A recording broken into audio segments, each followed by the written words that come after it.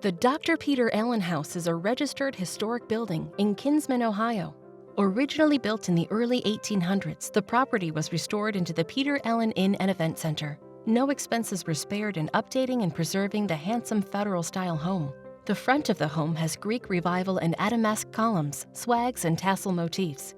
In William Campan's book Architecture of the Western Reserve, 1800 to 1900, the house is praised as not being surpassed in detail by any other house in the Western Reserve.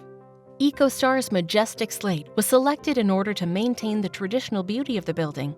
The 12-inch traditional tiles in midnight gray accent the historical appeal of the building while providing superior durability and performance.